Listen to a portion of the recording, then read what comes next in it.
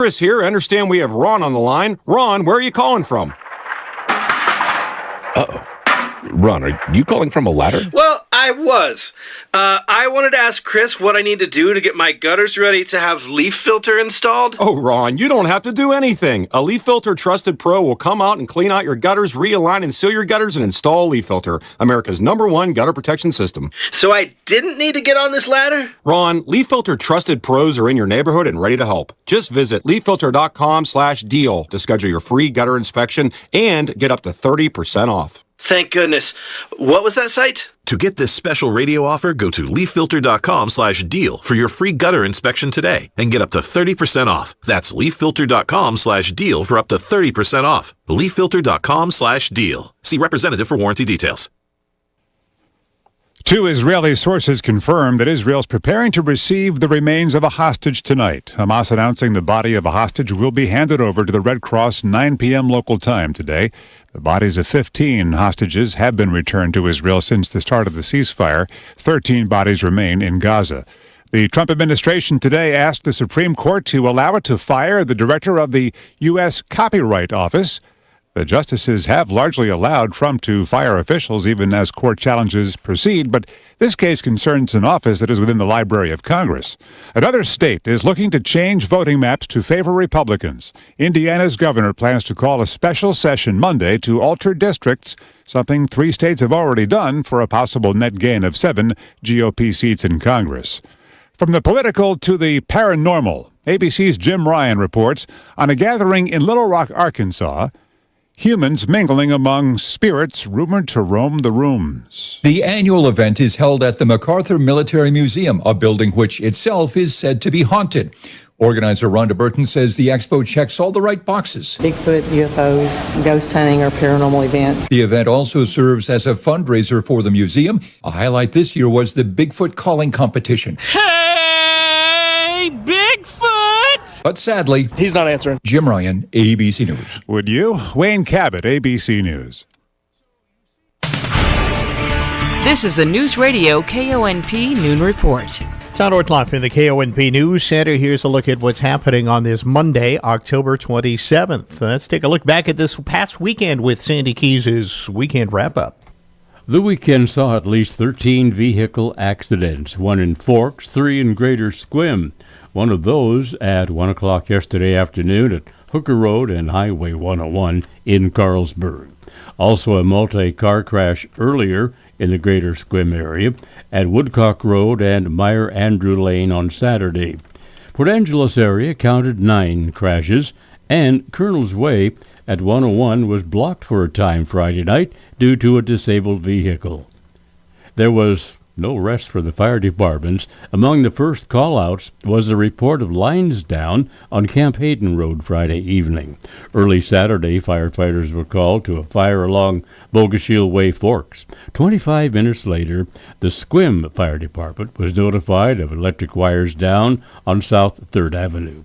Among the other calls, a call for service at 6th and Lincoln Saturday morning, a burn complaint along Monroe Road at Hughes Road, a brush fire at Olson Road, Sequim.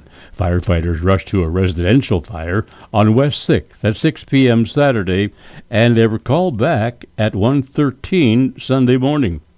Human relations continued to be a little rocky. Only 1 threat of harm and 1 harassment, but there were 3 assaults. These at Front and Oak Friday morning, 9 o'clock, East 1st, 11 a.m., East Front, 7:30 Saturday night. It's disturbing that domestic violences seem to be on the increase, dangerous for the victims, and sometimes even more dangerous to the responding officers. Between 4:30 Friday afternoon and 9 Saturday night, police were called to 5 domestic violences. The first on Winter Road, followed by the same on East 9th, West 5th, West 13th, and West Lordson Boulevard. And still, police were able to complete 11 traffic stops Friday, 30 Saturday, and 17 building checks, 20 welfare checks. They also checked and adjusted the welfare of 1 citizen who had confused October 25th for the 4th of July. They nailed the offender at 3rd and Washington, Port Angeles, on a fireworks violation, 7 o'clock Saturday night.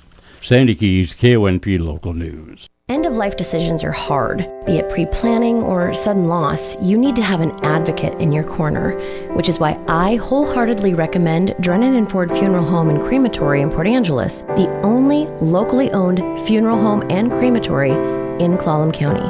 Their expertise ensures a smooth process so you can focus on healing and being with your loved ones. Their help through the darkest time in my life will forever stay with me. Call 360-457-1210. I'm County Commissioner Randy Johnson and honored to endorse Jerry Steffans to serve as our next OMC Hospital Commissioner for Position 1. I've served for 6 years with Jerry on the Clallam County Board of Health, including during the pandemic. Jerry's a retired physician who helped found the Rediscovery Program. Because of this work, was voted as Citizen of the Year for the year 2022 by the Chamber. Jerry's knowledge of hospitals will make him the best choice to be your next hospital commissioner. Paid for by elect Jerry Steffens.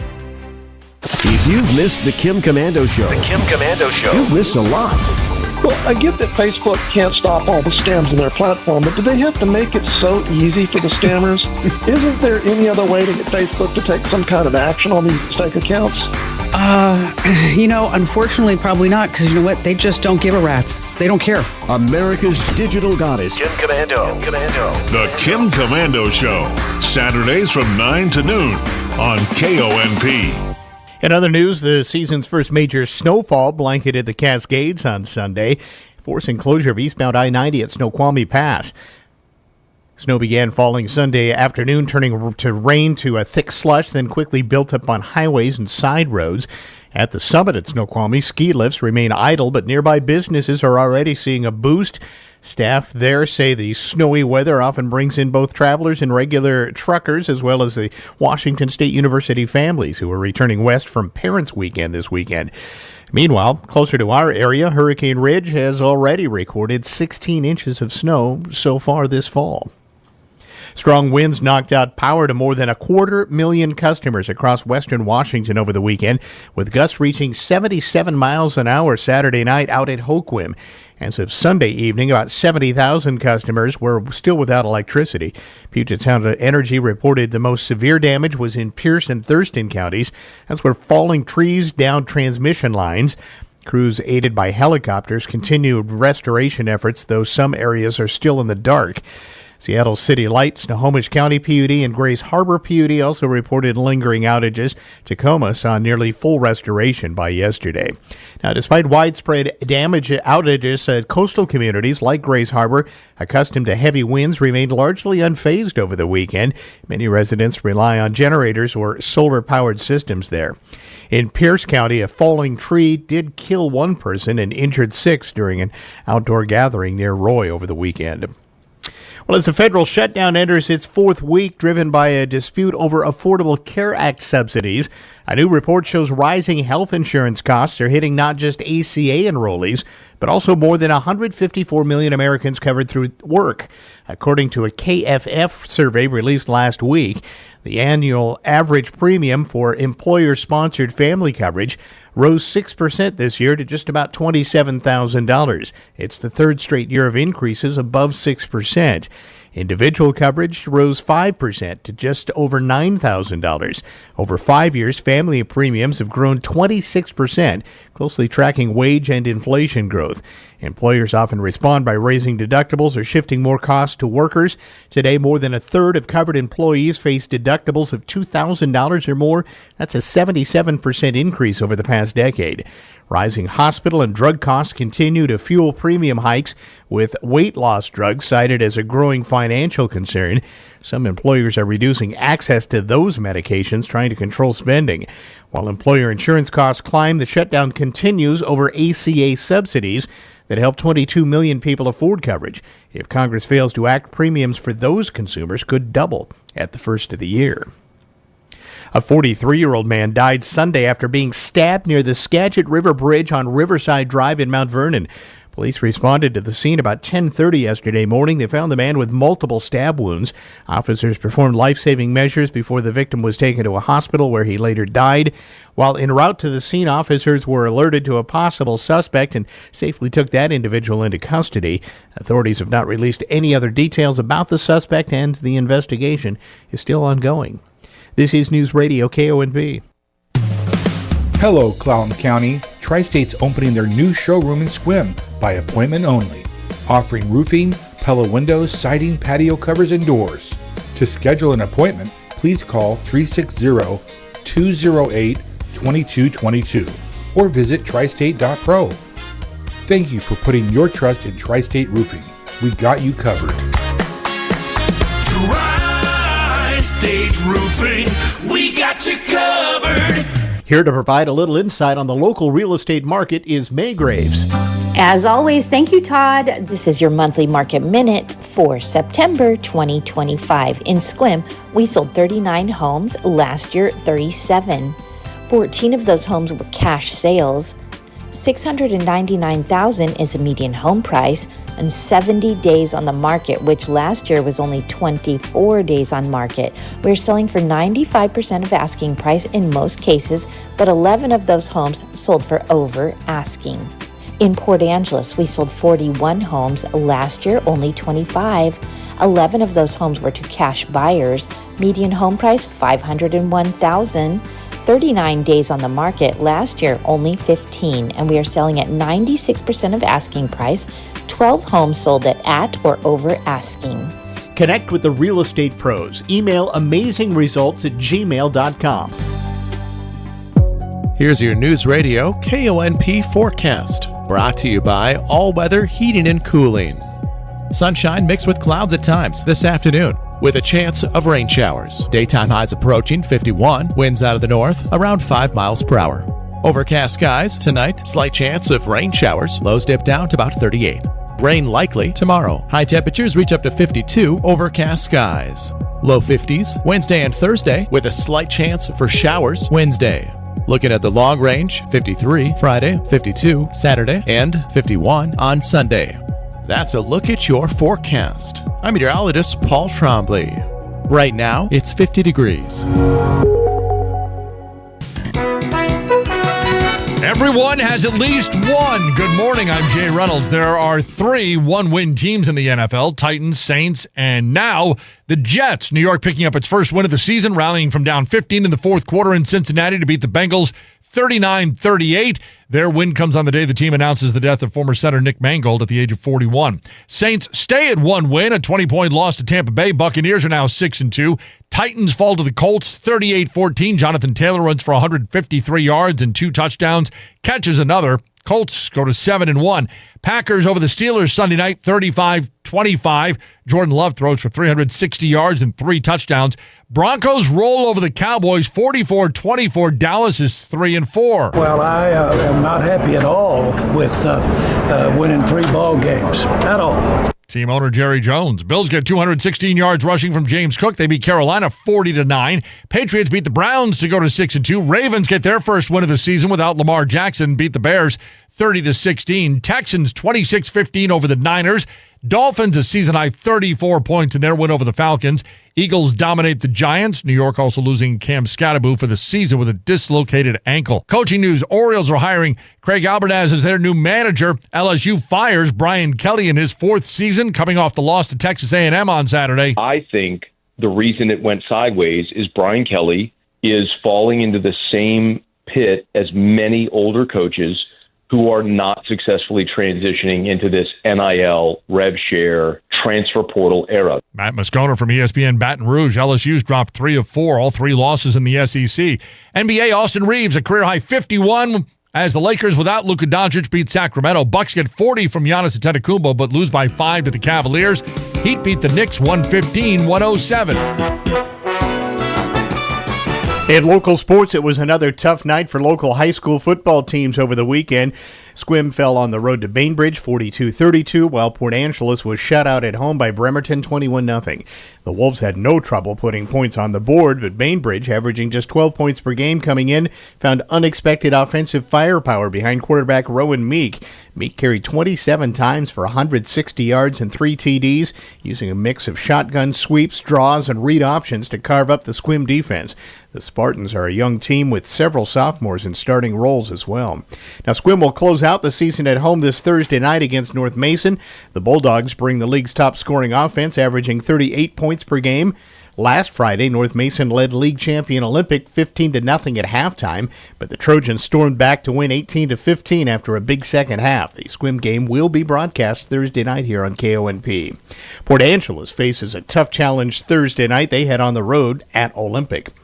Meanwhile, the 2025-26 KONP basketball air schedule has been announced for November through December at least.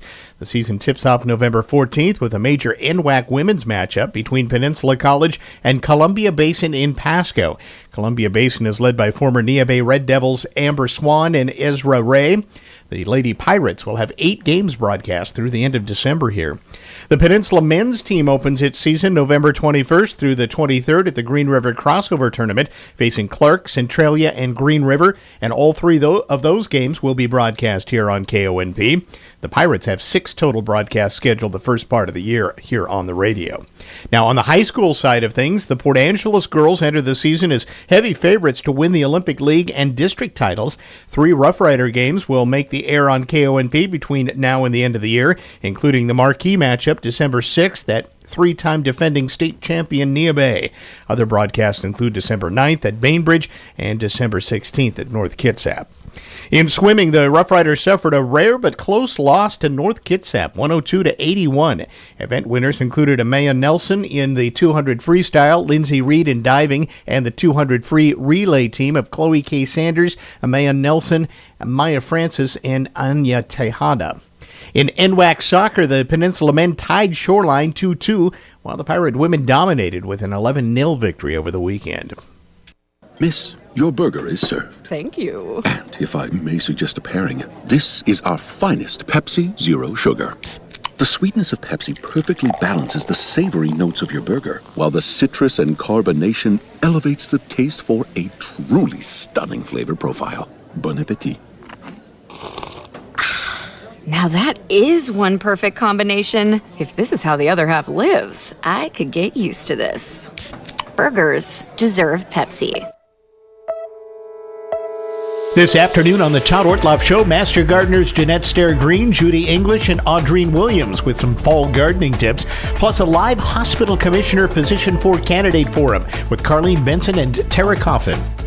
Join us at 1 o'clock Monday through Thursday for the Todd Ortloff Show on KONP. Information to keep you engaged in your community with the people and organizations who keep it running. Sponsored by Dan Shappy, Farmers Insurance. News Radio KONP Business. This is a Bloomberg Money Minute. Qualcomm, the #1 maker of mobile phone processors, is unveiling a slate of microchips and computers for AI data centers, which is by far the fastest growing part of the industry. Qualcomm is looking to catch up with market leader NVIDIA. The company says its first chips will be in place at a Saudi Arabian project next year. Baby and kids clothing maker Carter's is cutting around 15% of its corporate staff, while also closing 150 stores over the next 3 years. That's up from 100 closures. The company is blaming the Trump tariffs for a hit to its costs and earnings. Carter's shares are currently up close to 2.5%, though, after the company said its fourth quarter comparable sales are, quote, off to a good start. Gold continued its worst decline in over a decade as the precious metal slipped slightly below $4,000 an ounce. Just last Monday, gold reached its high point of $4,344 an ounce before starting to fall last Friday. Gold overall, though, is up by more than 50% this year. Dan Schwartzman, Bloomberg Radio. McCrory Carpet One is part of a 1,000-store co-op. That means you get the competitive pricing of a big box store, but with a superior installation. Their team of professional installers are all employees who live here on the peninsula. Their installation teams take pride in their work because they know they're working for their neighbors and friends, local craftsmen helping local people. Experience the difference. It's why they say, always priced right and always done right at McCrory Carpet One. Bad Boy tractors are born from the legendary Bad Boy mowers. From 20 to 35 horsepower, subcompact to midsize, Bad Boy combines power, performance, comfort, and as always, build strength to deliver the workhorse dependability you need to get the job done and done right. Homeowner, landscaper, or rancher, there's a Bad Boy tractor for you to work with an attitude. Leeds Farm Supply and Equipment Sales is your Bad Boy tractor dealer in Sequim. Call 360-452-1400 to learn more. News Radio KONP, Traffic and Roads. All right, let's head up to Clallam Transit Dispatch Center now. That's where Steve's standing by with an eye on the noontime traffic for us. Good afternoon, Steve. Hi there. Hey, good afternoon, everybody. Yeah, we're doing pretty good out there overall. Traffic seems to be moving along pretty well, but it is busy out there. If you're coming into the downtown area of Port Angeles or trying to make your way down Washington Street, you kind of know what I'm talking about. Just busy right now. A little bit below the speed limit and some delays at stoplights, but it is moving, so that's a good sign. If you're on the highway between Port Angeles and Sequim, no problems there. It is busy, but traffic is moving along at the speed limit. Beyond the Sequim area, Hood Canal Bridge, currently nothing scheduled for marine openings, and state ferries are running on time today. West End traffic, if you're headed out to the Forks area, 101, we're in good shape all the way out to the Forks area. No issues out there right now. Just light to moderate traffic, and it is the speed limit all the way.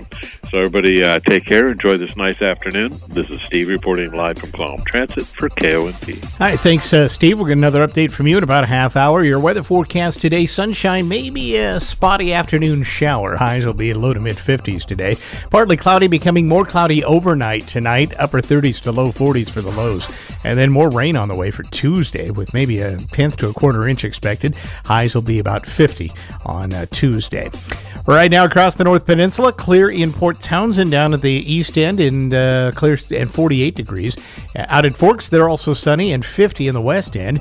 Here closer to our area, a few clouds in Sequim where it's 50, and out at Fairchild Airport, it's clear and 52 here in Port Angeles. Well, the operators of GoFundMe insist that they had only the best intentions in line when a feature was added earlier this month. But after hearing a chorus of complaints, says ABC's Jim Ryan, the crowdfunding platform has reversed course.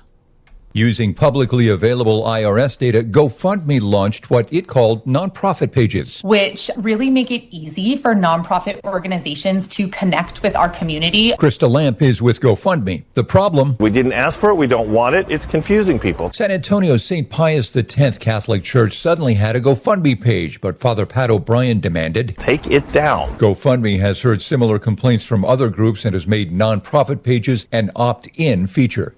Jim Ryan, ABC News. Now, new dating app rules explained by ABC News tech reporter Mike Dubusky, who says Tinder is expanding its verification rules, trying to prevent catfishing. This week they launched this new feature where basically you, the user, you take a short selfie video of yourself, and then Tinder takes that data and cross-references it with the photos in your profile. And the effect of that is twofold. One, you can prove that you are a real person, right? That you exist in physical space. And then also that you look like your photo. A Better Life with Dr. Sanjay Gupta. Life's simple pleasures aren't so simple anymore. That's because our brain's reward system has gotten so out of whack from social media, ultra-processed foods, and so many other things that make us feel good. Your brain produces an important neurotransmitter called dopamine, which plays a big role in how you experience pleasure, what kind of rewards you seek, and how you motivate yourself. If you want to know if something or some behavior in your life has become problematic, look at the 4 C's. Out of control use, compulsive use, cravings, and consequences. Anna Lemke, a professor of psychiatry and behavioral sciences at Stanford, says if those 4 C's identify something in your life, try a 30-day dopamine fast from whatever it is. See if you feel better. You can always go back to it in moderation. I'm Dr. Sanjay Gupta, helping you live a better life. At Straight Talk, we know the holidays are your time to say yes. So why put up with a wireless company that makes you say out of data? Or no service here? Switch to Straight Talk and say yes to real unlimited data on a reliable 5G network covered by Verizon. And with a free 5G phone when you activate select plans, someone else in your family can say yes! Available at straighttalk.com and Walmart. Based on RootMetrics State of 5G Report, United States 1H 2025. Experiences may vary. Not an endorsement of Verizon. For network management practices, visit straighttalk.com. Are you a parent of a 2 to 8-year-old? Listen closely for an exciting offer, then head to abcmouse.com/radio to learn more. By now, you've probably heard of ABC Mouse. ABC Mouse is like a little one-on-one teacher. It has helped her so much. We're offering a promo at abcmouse.com/radio to try it for free for a month, then $14.99 per month until canceled. Go to abcmouse.com/radio to see this offer. That's abcmouse.com/radio. Actual ABC Mouse users compensate for their testimonials, sponsored by Age of Learning. Hello, I'm Jerry Stewart, and this is One Moment in America. When our 13 colonies were still a part of England, a Professor Alexander Tyler wrote about the fall of great nations. I'll tell you what he concluded after this important message. Hello, I'm Jerry Stewart. Not long ago, I was approached by a listener who voiced an interest in having me come to speak to his group. But then he said, "Oh, you're probably too busy, and our group doesn't have much to pay you." After we talked further, to his surprise, we began the plan for me to come to speak. Folks, I do speak to groups a lot, and my wife Kelly and I, we are on the road a lot. But we want more. You see, it's the meetings, the talking, the sharing that we believe gives us our best chance for a better, greater America. Want to invite me to come speak at your meeting or event? Do this. Call me at 817-995-4607. Or email me at jerry@jerrystewartusa.com. Wow, that was fast. Hello, Jerry Stewart. God bless you. Before America was even a great nation, a Professor Alexander Tyler wrote about the fall of great nations, and here is what he concluded. He said, "The average age of the world's greatest civilizations has been about 200 years, and these nations have progressed through the following sequences. From bondage to spiritual faith, from spiritual faith to great courage, from great courage to liberty, from liberty to abundance, from abundance to selfishness, from selfishness to complacency, complacency to apathy, apathy to dependency, and dependency back to bondage." Now, on that list, where is America today? Think about it. I'm Jerry Stewart, and that was One Moment in America. Port Angeles is a special place, rich in beauty, history, and heart, and no one knows it better than my daughter, Latricia Suggs. Hi, this is Latricia Suggs, and I'm running for Port Angeles City Council, Position 1. She's lived here for over 50 years, graduated from Port Angeles High School, and became the first Native American to serve on City Council. I believe in a Port Angeles where we take care of each other, where everyone's dignity and voice are respected. Vote Latricia Suggs for Port Angeles City Council. Paid for by the committee to elect Latricia Suggs. Looking for affordable home ownership on the peninsula? Mountain View Homes has you covered. Enjoy high-quality craftsmanship at 40% less than traditional homes. You heard me, 40% less. We offer full-service land packages from dirt to turnkey, delivering beautiful, efficient manufactured homes on your chosen site. With 3 convenient locations, including Carlsberg, we're here to serve you. Visit mtviewhomes.com today to learn more. Mountain View Homes, where affordability meets quality. Looking to create unforgettable music memories at your next event? Black Diamond Junction brings the ultimate classic hits experience to life. From weddings and festivals to private parties and corporate events, our award-winning musicians know how to keep the party going with the songs you love. Dates are filling fast, so don't wait. Book Black Diamond Junction today and make your event the talk of the town. Visit blackdiamondjunction.com or find us on Facebook and Instagram. Streaming TV is where it's at. It's not about cutting the cord anymore. That's old news. It's all about your customized TV options. With the best and cheapest high-speed internet and your own TV subscriptions, we've got your dream TV lineup. Between wired and satellite internet and TV, you now have tons of options. Save money and get more internet speed and better TV today by calling the Whole Home Connect. We scan your location and offer you the best TV and internet options. And we always have specials and promotions. So when you call, ask about that. Take 5 minutes of your time, make this free call now, and learn how to save money and get better internet and TV for your home anywhere in the U.S. Make this simple and free call now. 800-699-0358. 800-699-0358. 800-699-0358. That's 800-699-0358. Breaking news at Town Hall. I'm Bob Agnew in Washington. Hurricane Melissa is closing in on Jamaica now as a Category 5 storm. National Hurricane Center specialist Larry Kelly. We move into the evening and overnight hours. The core of the system is forecast to pass over the island, with destructive winds, especially in the mountainous terrain. We're talking, extensive structure infrastructural damage, long-lasting power outages, communication, and then not to mention the life-threatening storm surge that's going to happen along the coast. A 6.5 magnitude earthquake struck today in the open waters of the Atlantic.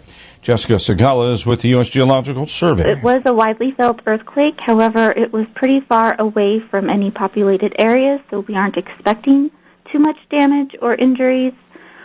This was a shallow earthquake, about 9 kilometers or about 6 miles beneath the surface. So with any shallow earthquakes, we do expect some aftershock. And there already have been some aftershocks, including one that registered 6.0 on the scale. The quake took place about 100 miles east of the French Caribbean island of Guadeloupe. The Department of Justice announced it will monitor polling sites in 6 jurisdictions ahead of the upcoming November 4th general election to ensure transparency, ballot security, and compliance with federal law. Here's correspondent Bernie Bennett. Through the Civil Rights Division, the Justice Department enforces federal voting rights laws that protect the rights of all eligible citizens to access the ballot. The department regularly deploys its staff to monitor for compliance with federal civil rights laws in elections in communities across the country. Attorney General Pam Bondi says, quote, "We will commit the resources necessary to ensure the American people get the fair, free, and transparent elections they deserve." The division will deploy civil rights personnel who will coordinate with U.S. attorneys' offices. Bernie Bennett in Washington. On Wall Street, the Dow is up 241 points, the NASDAQ up right at 400. More on these stories at townhall.com. Every time I turn around, my friends at Pure Talk give me one more reason to feel good about switching. This month, for instance, they're supporting Canines for Warriors, a terrific organization that trains rescue dogs and then pairs them up with combat veterans struggling with PTSD. The result? They're saving lives on both ends of the leash. This is why I switched to Pure Talk. I like being in business with an American wireless company who shares my values.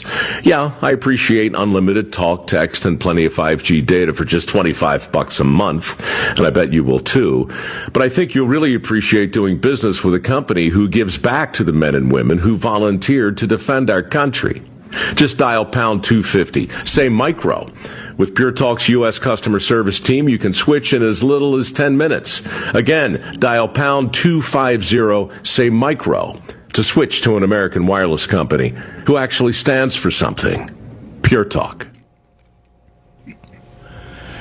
China's ambition to rival Boeing and Airbus with its homegrown C919 passenger jet is hitting some turbulence. The C919, made by China's state-owned COMAC, relies heavily on Western components, and trade frictions have raised the risk for securing those parts.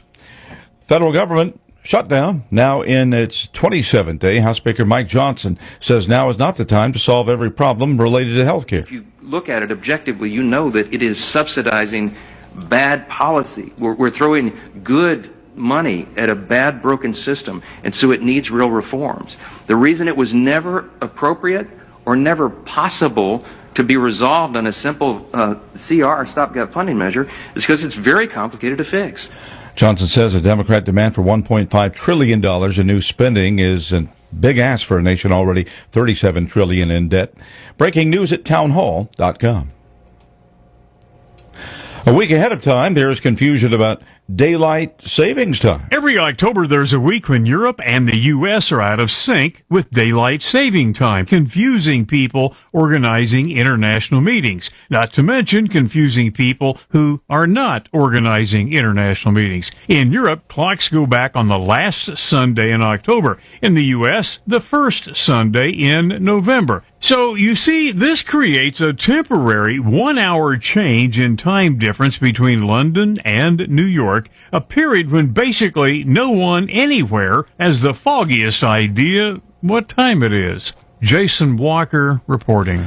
The NBA has started a review to protect the integrity of the game, players and coaches, following the arrest of Miami guard Terry Rozier and Portland coach Chauncey Billups as part of a nationwide gambling scheme.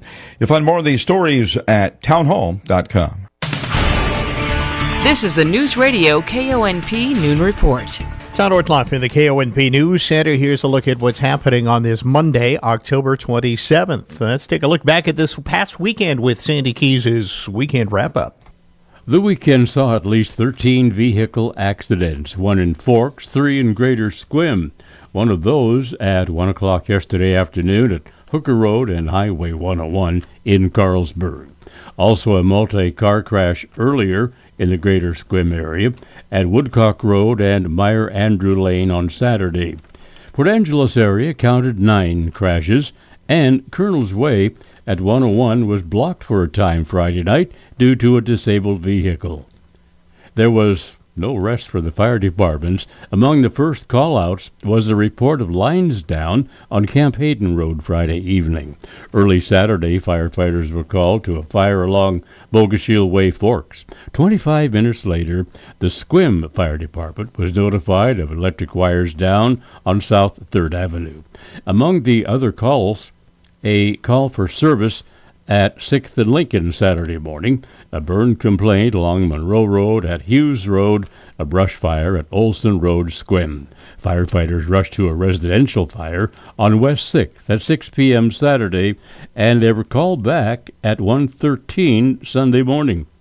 Human relations continued to be a little rocky. Only one threat of harm, one harassment, but there were 3 assaults. These at Front and Oak Friday morning, 9 o'clock, East 1st, 11 a.m., East Front, 7:30 Saturday night.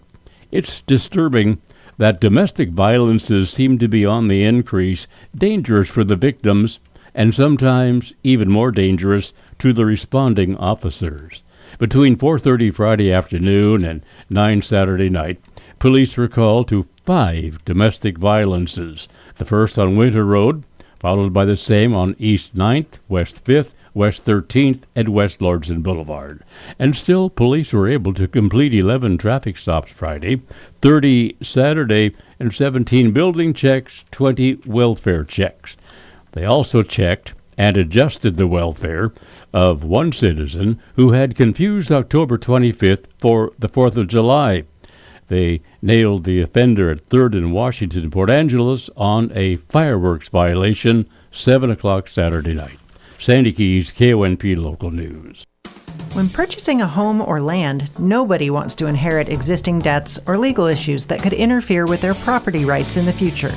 That's why it's important to work with a local title insurance professional and protect your property rights with Owner's Title Insurance.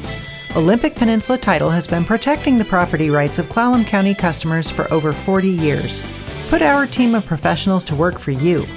For title insurance and escrow services, opt for Olympic Peninsula Title.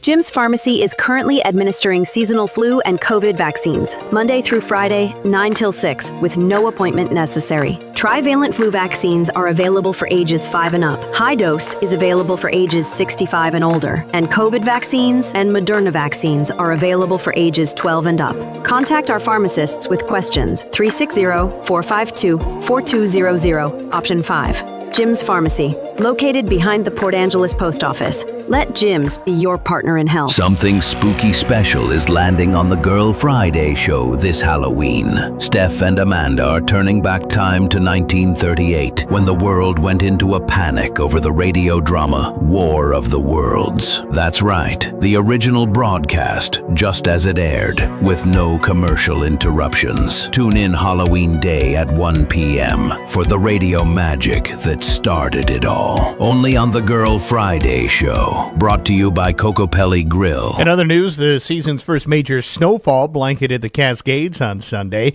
forcing closure of eastbound I-90 at Snoqualmie Pass. Snow began falling Sunday afternoon, turning to rain to a thick slush, then quickly built up on highways and side roads. At the summit at Snoqualmie, ski lifts remain idle, but nearby businesses are already seeing a boost. Staff there say the snowy weather often brings in both travelers and regular truckers, as well as the Washington State University families who are returning west from Parents' Weekend this weekend. Meanwhile, closer to our area, Hurricane Ridge has already recorded 16 inches of snow so far this fall. Strong winds knocked out power to more than 250,000 customers across western Washington over the weekend, with gusts reaching 77 miles an hour Saturday night out at Hoquiam. As of Sunday evening, about 70,000 customers were still without electricity. Puget Sound Energy reported the most severe damage was in Pierce and Thurston counties. That's where falling trees downed transmission lines. Crews aided by helicopters continued restoration efforts, though some areas are still in the dark. Seattle City Light, Snohomish County PUD, and Grace Harbor PUD also reported lingering outages.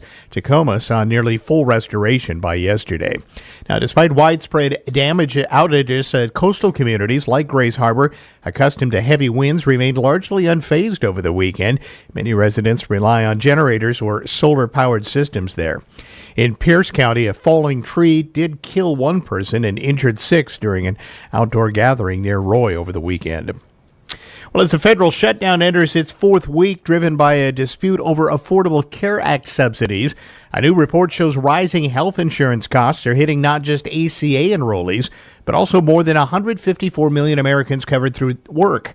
According to a KFF survey released last week, the annual average premium for employer-sponsored family coverage rose 6% this year to just about $27,000. It's the 3rd straight year of increases above 6%. Individual coverage rose 5% to just over $9,000.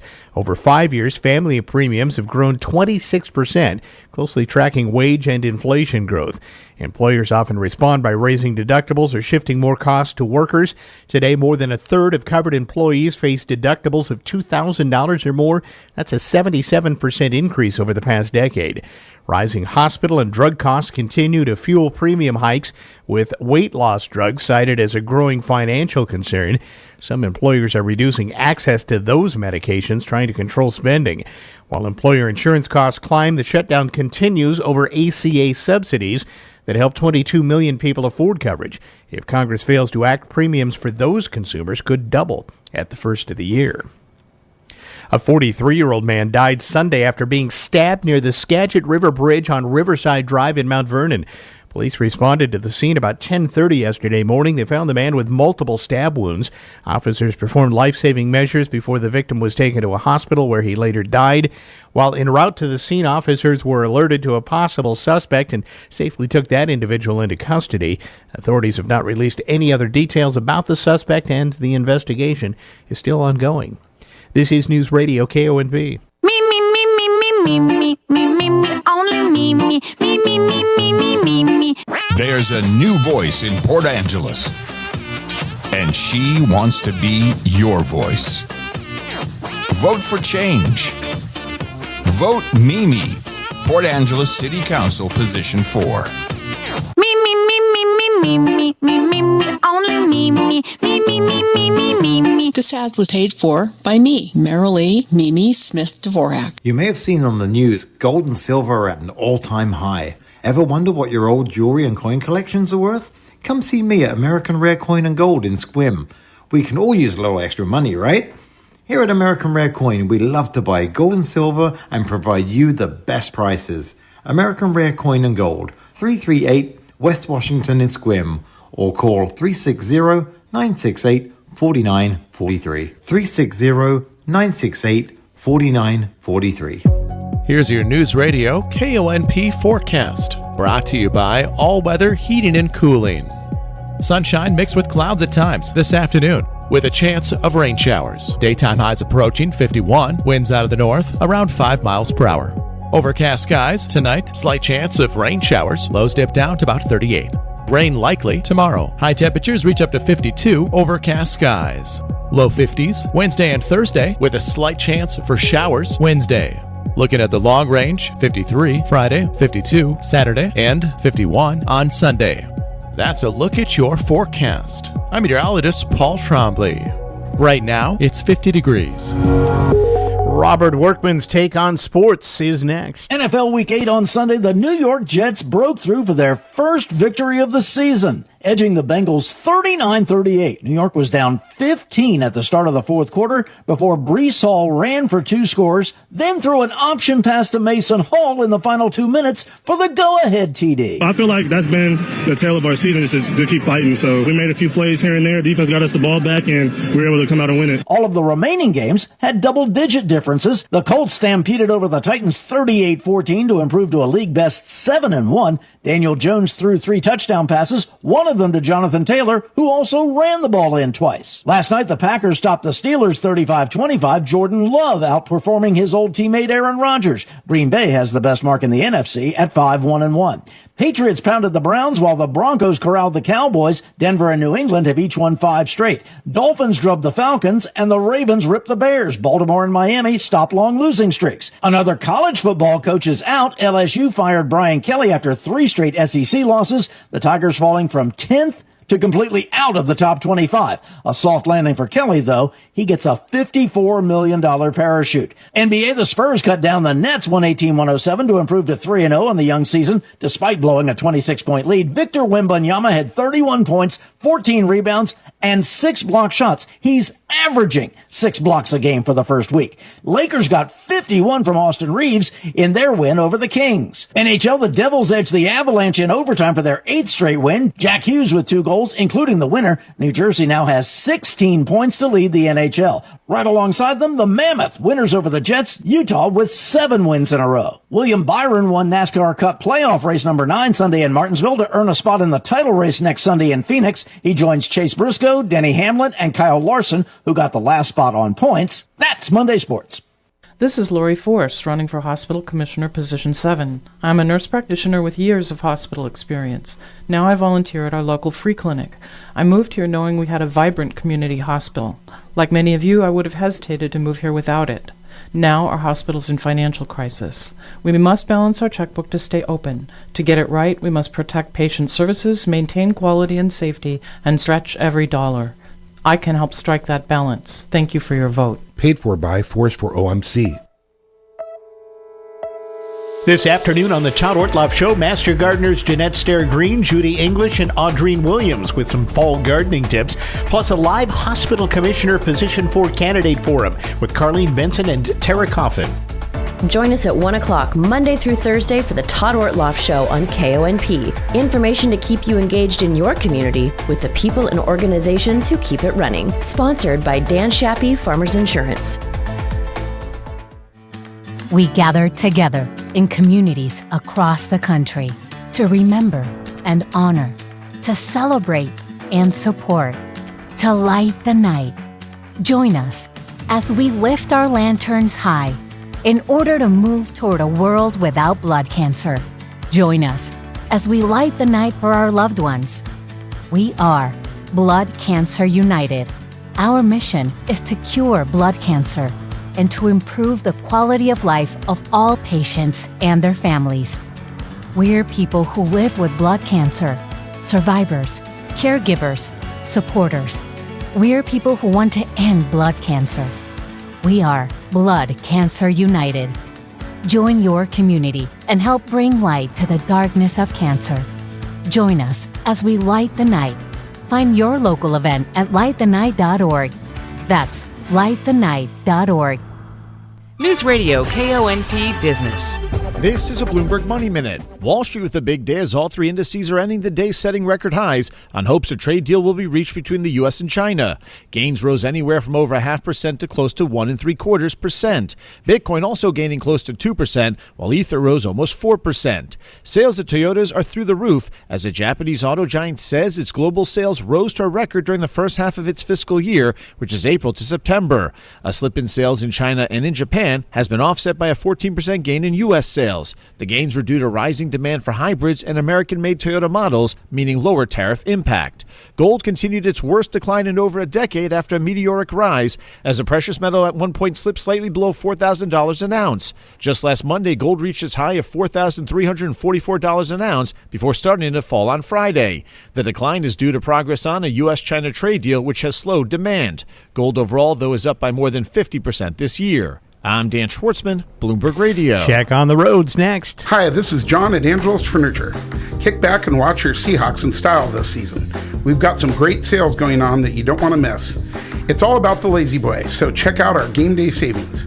Test out our Jasper Rocker Recliner for just $6.99, and the leather model is only $8.49. Or the Trooper Rocker Recliner for as low as $8.49, or get that in leather for just $9.99. Talk to our Lazy Boy experts today and catch football season in the comfort of your brand new Lazy Boy, only at Angelo's Furniture. October is Breast Cancer Awareness Month, and that means there's no better time than now to educate yourself on preventing, finding, and treating breast cancer. Visit Olympic Medical Center's online health library to answer questions like, what should I know about mammograms? Does my family history put me at risk for breast cancer? And what questions should I ask my doctor? Find answers to these questions and more at olympicmedical.org/breastcancer. News Radio KONP, traffic and roads. All right, one last time this hour up to Clallam Transit Dispatch Center we go, and that's where Steve's standing by with an eye on the roads for us. Good afternoon, Steve. Hi there. Hey, good afternoon, everybody. Yeah, it's been a kind of a busy afternoon out there in the both the Port Angeles and Sequim area. A lot of traffic in Port Angeles through the downtown area. A little bit slow going in places, little delays at the lights. So just be aware of that, just because of volume of vehicles right now. So have a little patience as you make your way through town.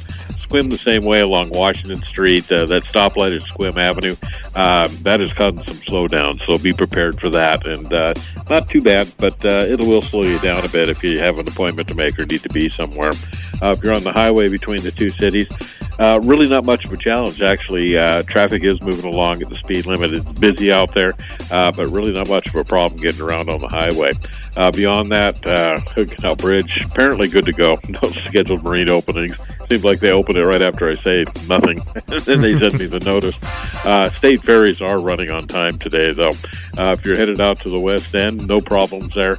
Roads are in good shape. Should be a nice drive for you. Light to moderate traffic all the way. So everybody take care. Enjoy your afternoon. This is Steve reporting live from Clallam Transit for KONP. All right, thank you, Steve. Another update on the drive home about 4:20 this afternoon here on KONP. Your weather forecast, sunshine the rest of the day today, low to mid-50s for your highs. Partly cloudy tonight, then clouding up overnight. Lows will be in the upper 30s to low 40s. Rain likely through the day Tuesday, and expect your highs to be into the 50s. Back to some sunshine again as we head towards Wednesday, though, in the forecast. Right now across the North Olympic Peninsula, down in the East End in Port Townsend, they have sunshine in 48. Out west in Forks, a few clouds in 54. It's mostly clear and sunny in Sequim at 52. Same thing here in Port Angeles at Fairchild Airport, 52 under sunny conditions. Horror and chainsaws cut the boss at the box office. ABC's Dave Packer with a look at the top movies this past weekend. It was anime all the way. Everybody's after my chainsaw heart! Chainsaw, the movie Arc, debuts in the top spot this weekend, earning $17.3 million. Ringing in at number 2. The horror sequel Black Phone 2, scaring up $13 million. Just below that, the romantic drama Regretting You took the bronze this weekend with $12.9 million, and a lackluster debut for Springsteen, Deliver Me From Nowhere, the Jeremy Allen White biopic of the boss at number 4, earning just $9.1 million. Dave Packer, ABC News. Well, the sign to always be prepared. Early snow hit Mount Washington, New Hampshire, just as 24 hikers tried to scale the summit, and they weren't ready for it. At 6,300 feet up, here's ABC's Wayne Cabin on what happened. Some were underdressed, wearing only sneakers, as it snowed sideways in a howling wind. Arriving at the summit, they realized the road down was closed. No bus was available for them as planned, so workers at the Cog Railway on the mountain packed them in the cars and brought them down to safety. Andy Villain of the Mount Washington Cog Railway. A good quarter of those may not have made it down. Some of the more serious cases that were already soaked through and beginning those early signs of hypothermia would have had trouble making their way back down. Wayne Cabot, ABC News. As we grow more captivated each day with AI, here's a sobering real-life picture of the toll its infrastructure brings to local communities. I'm Kim Commando for Oracle. In business, you can have better, cheaper, and faster with Oracle Cloud Infrastructure. Try OCI for free at oracle.com/Kim. Not far from my broadcast headquarters, no fewer than 5 incredibly huge AI data centers have gone up. Just one is big enough to house a 747. But when an investor gets zoning for a data center, they don't build just one. They build 5 or 9 or even 15. Neighborhoods for a 3-mile radius report their housing values plummet. There's always the smell of diesel in the air as backup generators supply power when the power company cannot. It's much like living next to an airport with bright lights, loud noises, and yes, that smell. So while you see AI as a place to ask anything, it's the back end, millions of computers that carry the load and disrupt neighborhoods forever. Get my free newsletter at getkim.com. In business, they say you can have better, cheaper, or faster, but you only get to pick 2. What if you could have all three?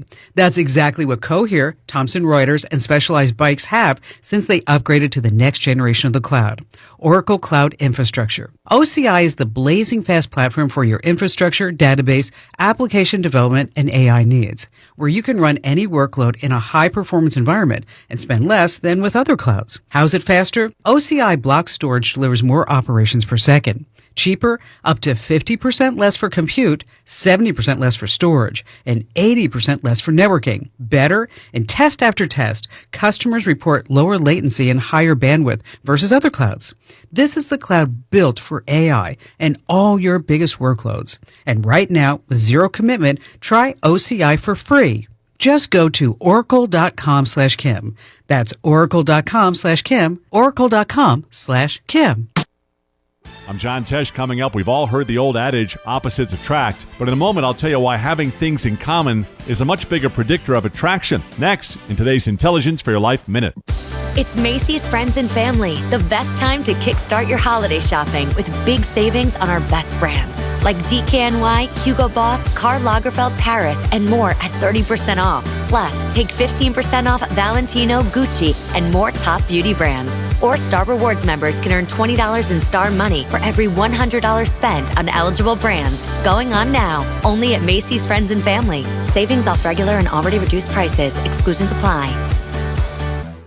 If you're ready to find a relationship that will last the rest of your life, banish these two words from your vocabulary. Opposites attract. People fall for someone who's different because they hope the other person's good traits will rub off on them. For example, a wallflower might be drawn to an extrovert in hopes of becoming more social. But dating coach Marina Sabrachi says personality changes rarely happen. So the introvert winds up resenting their outgoing partner and vice versa. And statistics back this up. A University of Pennsylvania study found that differing on just one issue, for example, spending versus saving, boosted a couple's chance of divorce by more than 30%. And having different lifestyle habits, especially health-related issues like smoking and exercise, increases the risk of divorce by more than 90%. So if you're looking for lasting love, find someone who's similar to you. I'm John Tesh with today's Intelligence for Your Life Minute. Come see Price Ford when shopping for your next new or pre-owned vehicle. Interested in a new Ford F-150 for those tough tasks? A sleek Ford Mustang or a versatile Escape for your daily commute? Price Ford has a comprehensive selection for every need and budget. Our knowledgeable sales team will help you find the perfect vehicle that fits your lifestyle and budget. Price Ford, next to Walmart in Port Angeles. Always right on the price. Bobcat is offering a rare manufacturer discount, and it's big. Right now, get up to $20,000 off a Bobcat L85 wheel loader, E35 excavator, or T66 compact track loader at Brim in Carlsberg. We can't publish the price. You'll see why when you call. But trust us, it's the best price of the year on a new Bobcat. Find yours today at Brim Tractor in Carlsberg, your local Bobcat dealer. Celebrating 80 years of trusted news and local connections. This is Newsradio KONP Port Angeles Squim, a Radio Pacific station. From ABC News, I'm Wayne Cabot. An all-too-real Halloween week monster just keeps growing. ABC News meteorologist Melissa Griffin with the latest data on a hurricane hours away from hitting Jamaica as the biggest storm there on record. Listen to these numbers. Melissa, already a Category 5, but getting even stronger with the wind speed. Those maximum sustained winds now up to 175 miles per hour around the center of the eye wall. Quote from the National Hurricane Center, full structure failure possible within the high eye wall as it makes landfall on southwestern Jamaica. Then possibly Cuba Tuesday and the Bahamas Wednesday. Jamaica's prime minister just signed a compulsory evacuation order for communities on the south coast. The storm is so slow-moving that rain will accumulate 20, 30, maybe 40 inches in some areas. Flooding, mudslides. The U.S. Navy has evacuated its base in Guantanamo Bay, Cuba, sending 1,000 non-essential workers and their pets out of danger. The latest tear gassing by federal agents has led to a court filing today. Leaders in Chicago's Northwest Side allege Customs and Border Patrol ruined what should have been an ordinary Saturday morning in the old Irving Park neighborhood, where children were preparing for a Halloween parade. The plaintiffs allege agents unleashed violence, tackling at least 3 people, including a man about 70 years old. They say tear gas deployed as agents left the scene with no audible warning. Ukraine battered Moscow overnight with a stream of missiles. Today, its President Volodymyr Zelensky said that he wants to expand long-range strikes inside Russia, that he's developing plans to do just that. A body of one of the hostages taken by Hamas more than 2 years ago is due to be returned tonight to Israel. That still leaves a dozen bodies not accounted for. President Trump's trade talks in Japan today and with China's premier this week have Wall Street feeling buoyant at the close. This is ABC News.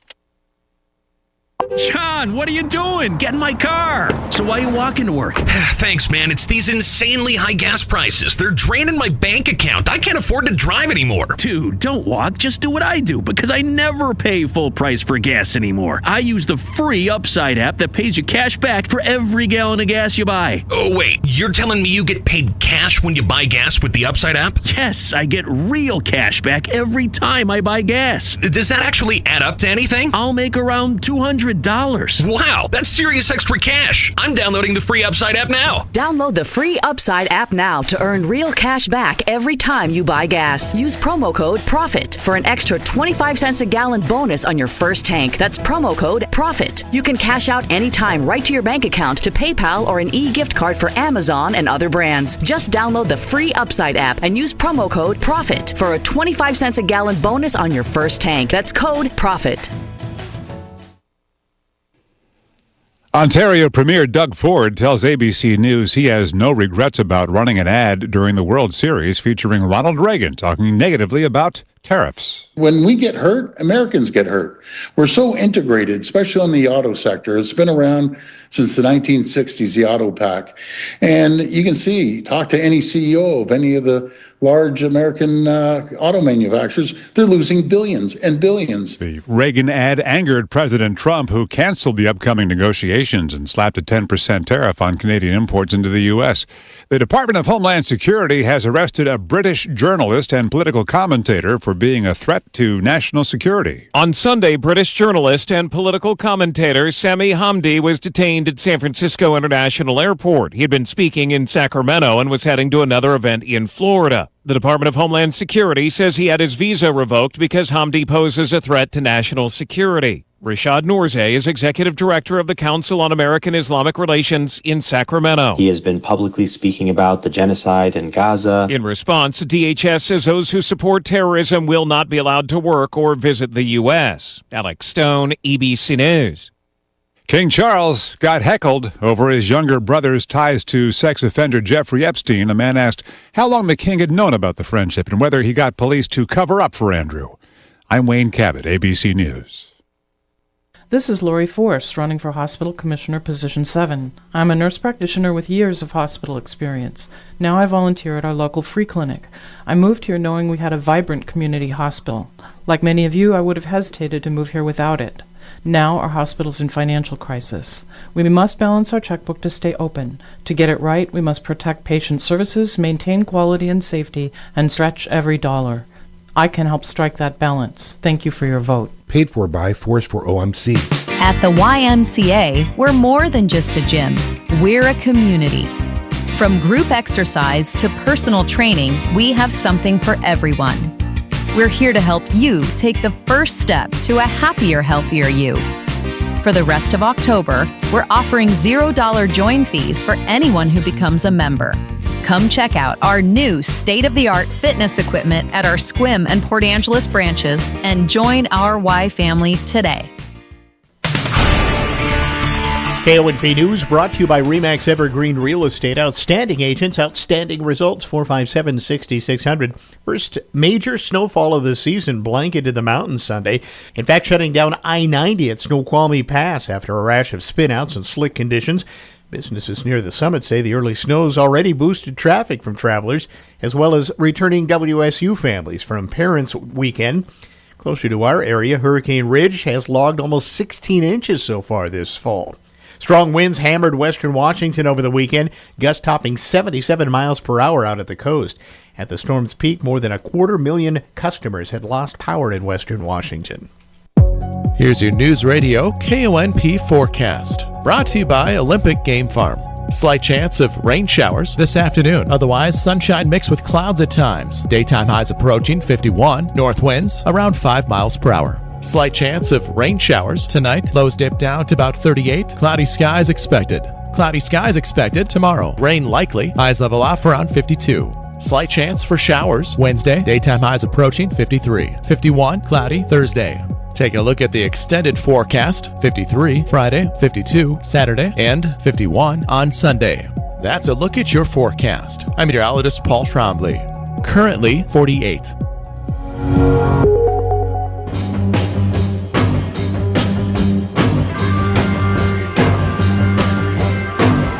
It's the Todd Ortloff Show on Newsradio KONP. Now, here's Todd. All right, welcome once again to the program. Got lots to cover today. The second part of the show, we'll be doing one of our final candidate forums, and it's going to be for one of the OMC commission seats. But before we get to that, we're going to talk all about fall gardening and what needs to happen with your garden and your yard this time of year. And we welcome a couple of my good friends from the Clallam County Master Gardeners. Jeanette Stair-Green and Audreen Williams are both back with us. Hello. Hello. Thanks for coming by. Hi there. All We're right. delighted to be here. Certainly, after the stormy weekend that we had, people probably are well aware that fall has arrived. Yes, hopefully they weren't like me out there trying to plant their spring flowering bulbs between rainstorms. You were still technically in the right time frame. It just weather-wise not the best time, right? Yeah. Very soft dirt for you, probably. Yeah. It was lovely. Yeah, I had a good time. Well, today we're going to talk about things like fall leaves and putting the garden to bed. Right. Yeah. So let's dive into leaves first, shall we? All right. And, I don't know who's going to. This time of year, the color is really incredible in the area. It's very beautiful out there right now. It is very beautiful. And we want to talk about what to do with those leaves because they're going to come down, and they've already started to. And they're a treasure trove, and so we don't want people to be bagging them up and taking them to the landfill. But first, a little science behind all this. I hate to take the magic out of it, but let's find out why those things turn the colors that they do. Yeah, and why do leaves fall? Period. Like, why don't they just stay on the trees? And with deciduous trees, those leaves are actually a liability during the winter time. Yeah. They are in the growing season. They are where the money is. That's where the plant is photosynthesizing and making sugars and storing it so that the plant can be beautiful and do all the wonderful things it does. Now, when the days shorten and the cooler temperatures roll around, those leaves aren't really photosynthesizing nearly as actively, and they become an energy drain on the plant. Much like thinning your fruit, correct? Yes. Right. Yes. So the plant's like, okay, I have to now support these leaves as well as stay alive over the winter time.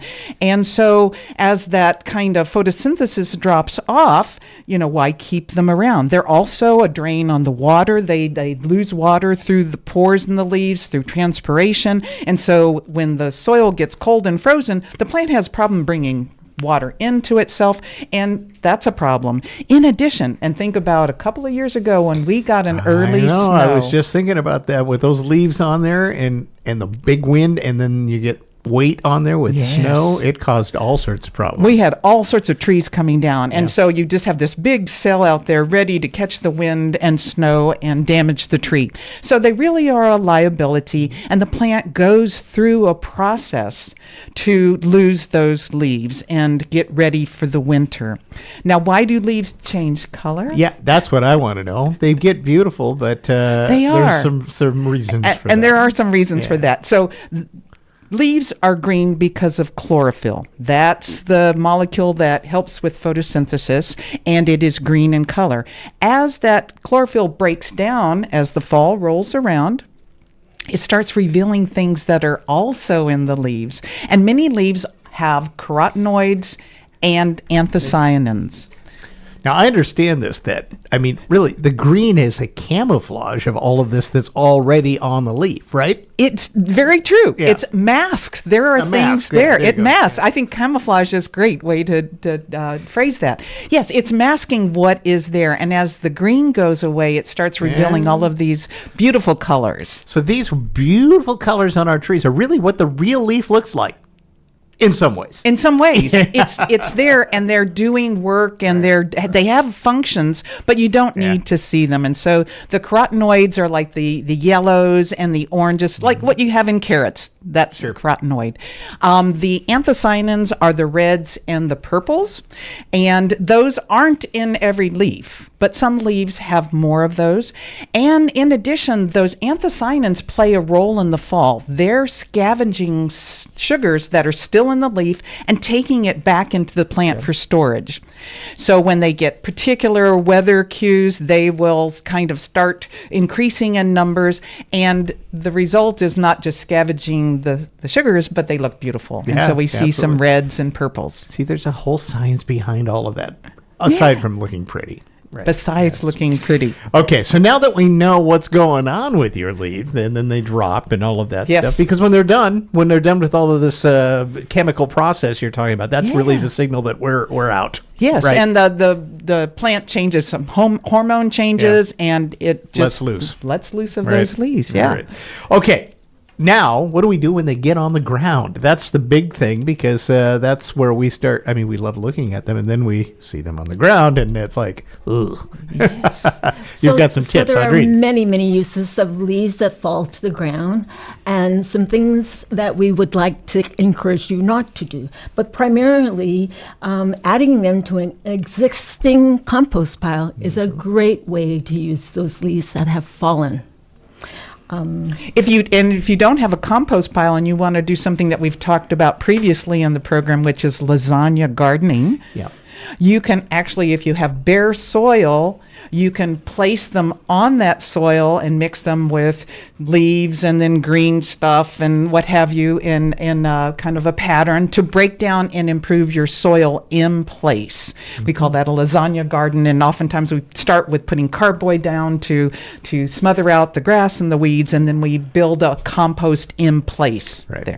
Now, what you don't want to do is leave that on your grass, on your lawn. Actually, right? if you have the capacity, and many people do with their lawnmowers, that when it cuts the grass, it also can cut the leaves into nice pieces that will act as mulch on the ground, and that is okay. Okay, so if you have a mulching mower that can do this, it's okay, but it's when you leave them in the hole, right, that's a problem. Right, it becomes a smothering issue for the grass beneath it. So Okay. yes, you would want to rake. All right, I'm just going through this list here of do's and don'ts. Because you get disease too. Not only does it smother your lawn, but it can also start to be problems later, right? Yes, Yeah. some leaves will have diseases on them, and it would just keep that on your grass surface, so that's what you don't want, and you would remove it. All right, so I'll just burn my leaves. Oh! Yeah, look at that. Okay, why not? We don't want to do that. Burning is not a good idea. Yeah. I mean, first, you're throwing away this wonderful resource, essentially, but you are polluting, and there's always the risk of the spread of fire. Right. In addition, it's actually illegal to do that in some settings. Right. In a lot of settings around here, in any of the urban growth areas, you can't do that at all. Absolutely. So, and also inside the city limits, so you've got that. And as you just pointed out, I mean, if you can get them into a compost pile, you're going to be better off anyway. You might as well use that quote unquote fertilizing energy. Absolutely. Right. Leaves do have very great nutrients for the garden if you can use it. Even corralling it in a mesh, a cylinder mesh, and just piling it there and leaving it there, it will break down. Okay. And what breaks down is a source of nutrients for your garden that you can use later on. Now, I'm really lazy. What if I just put it all into a big pile where, I don't care if it kills what's underneath it. It's like way off into my corner thing. Am I okay? I mean, I don't want to put them in a corral it. I just want to leave it. You can leave it that way. Okay. Unfortunately, the wind will come along. That's right. That's going to be a problem, right? Yeah. It'll be a big problem for you. You can throw a plastic I was going to say, put a cover over it? But you don't want to do that too long either, right? No, you want to leave it exposed to the elements, which the rain or the snow eventually, we think, will break it down. Yeah. So it's just a way of keeping it there, a plastic mesh covering, or people who use leaves in their gardens, in their flower beds, will actually invert nursery trays. Because they have all those big, lovely holes, and it will just hold it down in place. That's a good idea. And just putting the leaves out on ground that's laying fallow is going to help protect the soil from erosion. As they break down, they're going to build the structure. But again, they can blow away, throw a little dirt on them, hose them down so that they're heavier, and think about putting some kind of mesh or something over to hold them in place. All right. You're also saying don't bag these things up and send them off to a landfill because, again, no, right? don't bag them. Offer them to your friends, offer them to other gardeners. People at the Fifth Street Community Garden will take them and put them on their plots. Okay. And if you don't have any other people to give them to, do think about the compost facility that's out at our regional transfer station. Okay. They will take them, they will compost them properly, and then they sell them back to the public. Okay. Yes. Don't rake leaves into the street. That's that goes with the PSA I always run about. Please clean the leaves out of the gutters because you're just going to add problems with storm runoff and all of that. There are chemicals in the street that come off of our vehicles, the rubber from our tires, some vehicles have motor oil dropping as it moves along. We don't want the leaves on top of that and then collect it and then put it in a space that we're going to use. Right. And then just putting them in the street and they run to the gutter and then they clog up the gutter and then you have backup. Now, one last thing about leaves before we leave this, and I was looking at your notes, is you got to be careful of which leaves you have in there because if you have certain kinds of deciduous trees, their leaves may not be a good thing to have in your mix of stuff. Yeah, and so things like walnut, eucalyptus, and camphor actually have some toxins in them that can be lethal to other plants. So those I'd avoid. So if you just happen to have those, what should you do with those leaves? Well, if you compost them properly and they're aged and broken down, they lose those toxins in the soil beneath. So should I compost area. those separately, though, like get my own thing, or can I put those in with... I think if you do a proper compost pile and you're giving it sufficient time, 6 months or more for it to break down, I think that would be fine. It's just not some of these uses like chopping them up and putting them back in the soil immediately amongst other plants. Okay. All right. Good leaf talk. I like that. It's very beautiful, but it does make a mess in my yard. I have to say that. There's a certain day. It's almost like one day they all come down. They all come down. So that leads me into in the coming month. What we should be doing real quick, like in the garden. There's some things to get things ready for winter, right? Yeah. So you're going to want to do stuff to clean up the garden. So any annuals that are still in there that are no longer producing, let's pull them out. Let's put them in the compost pile.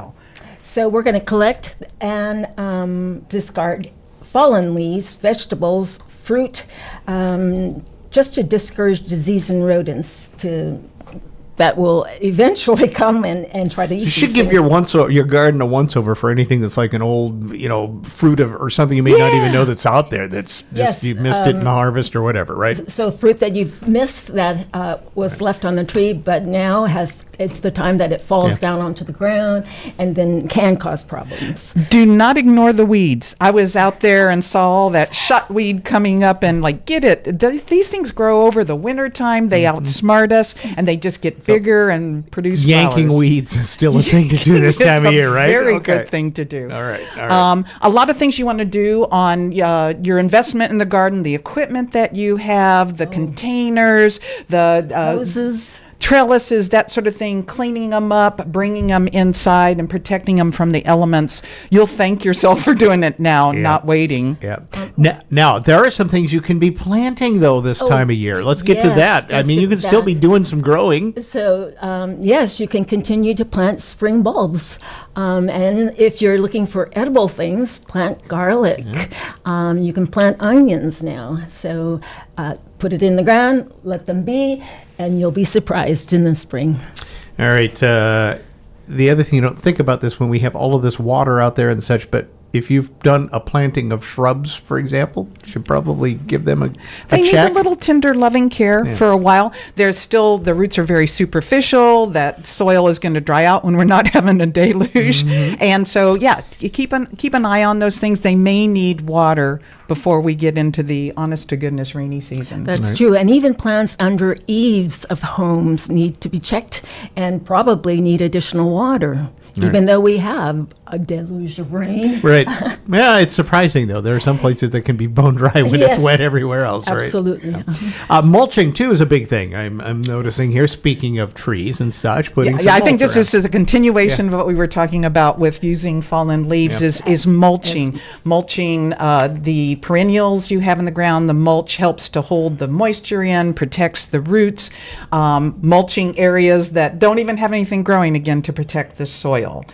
Mulching to keep weed seeds from germinating. Yes, germinating. So Yeah, you're even in going to winter, smother them off, basically. you'll be smothering them out. You'll be keeping the sun from letting them germinate. I was looking at your notes here you supplied, and there's after the first hard frost, there's a certain time you should mulch after that. Tell us about it with strawberries. Yeah, right? I think if you put down the mulch, it is going to increase the soil temperature oftentimes at this time of year, and all of a sudden the plant's going to think it's springtime and may start growing. So typically, if you don't already have mulch down there, you're putting it down anew. You're going to wait until the first hard frost, so the plant really knows it's dormant, and then put it on at that time. All right. One last thing. Now's a good time to do a soil test. Is that right?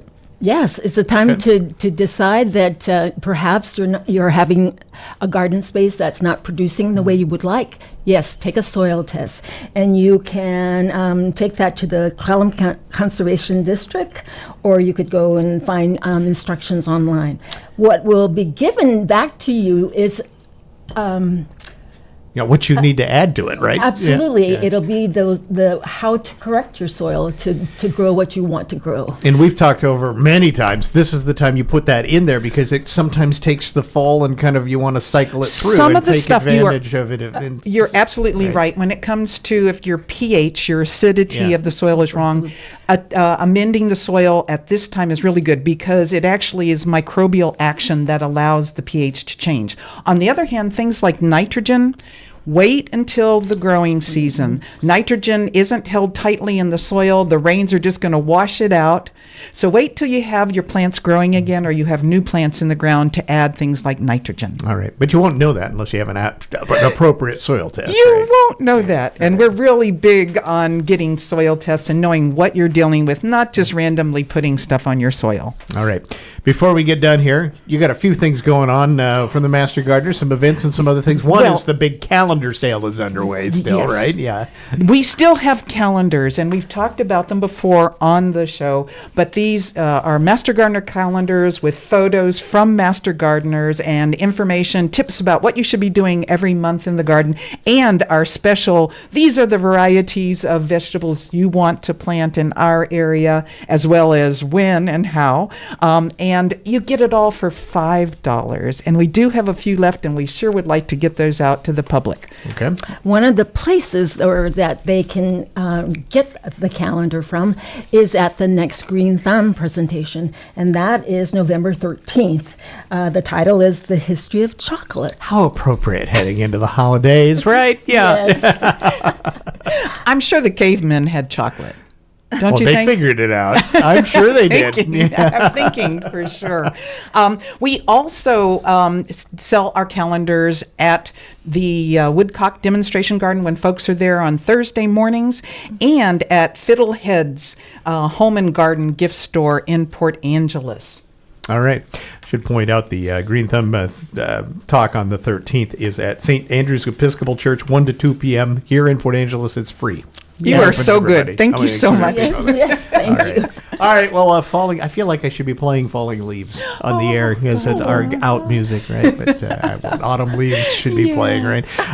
Thanks so much, Jeanette Stair-Green. Good to see you again. Audreen Williams, good to see you as well. I love it when you come in and pinch hit with us as well. Good to see you.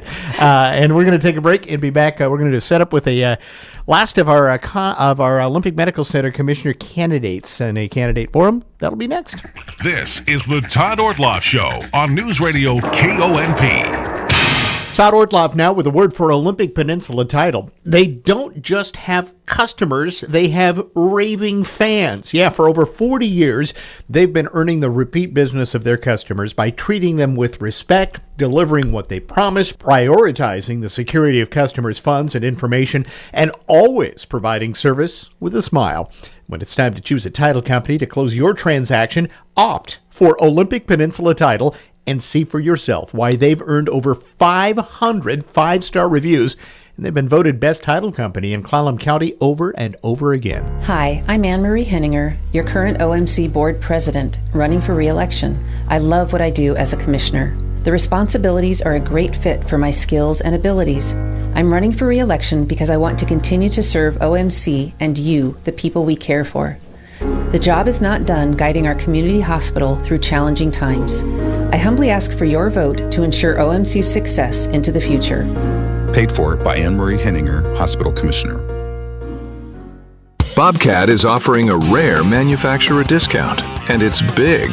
Right now, get up to $20,000 off a Bobcat L85 wheel loader, E35 excavator, or T66 compact track loader at Brim in Carlsberg. We can't publish the price. You'll see why when you call. But trust us, it's the best price of the year on a new Bobcat. Find yours today at Brim Tractor in Carlsberg, your local Bobcat dealer. Your community-minded friends at First Fed bring you the Community Corner, highlighting good things happening right here in our area. The Seroptimist of Port Angeles has their Elegant Gourmet coupon books available now for purchase. After nearly 40 years, the price of the Elegant Gourmet coupon book still just $10 and is the Seroptimist major fundraiser each year. Over $613,000 has been raised for our community, providing scholarships, awards, and projects. This year's coupon book is better than ever, with 8 new merchants joining. There's coupons on dining, espresso, treats and sweets, merchandise, and many services. Purchase your Elegant Gourmet, etc. today from your favorite Seroptimist member and Jim's Pharmacy. Still only $10. The book pays for itself when you use just one of their valuable coupons. Purchase your Elegant Gourmet today. Community Corner on KONP, presented by First Fed. I understand that as our world becomes more automated, receiving personalized service from a real person is more meaningful than ever. I'm Dan Shappy, and as a farmer's agent, I know a thing or two about how to help you select the insurance you want so you can protect what matters most. Call 360-681-0696 to learn more and chat with me, a real person and experienced farmer's agent, today. We are farmers. Bum, ba-dum, bum, bum, bum, bum. Underwritten by Farmers Truck Fire Insurance Exchanges and Affiliates. Products not available in every state. Hi everyone, it's Leslie Robertson from the Port Angeles Chamber, and I want to tell you about a great opportunity to support our local area. Would you like to meet people from all over the world? Do you like the chance to brag about this beautiful place we live? The Port Angeles Visitor Center is looking for volunteers to help people seeking advice, information, and recommendations when they come to visit our delightful town. Visitor center shifts are short, the schedule is easy, and very flexible. Whether you want a regular day or you'd like to fill in as needed, we will make it work for you. Knowledge about the area is a plus, but don't worry, we'll train you. It's a great chance to meet new people, make new friends, and get to know the great group of volunteers we already have working at the Visitor Center. You'll be glad you did.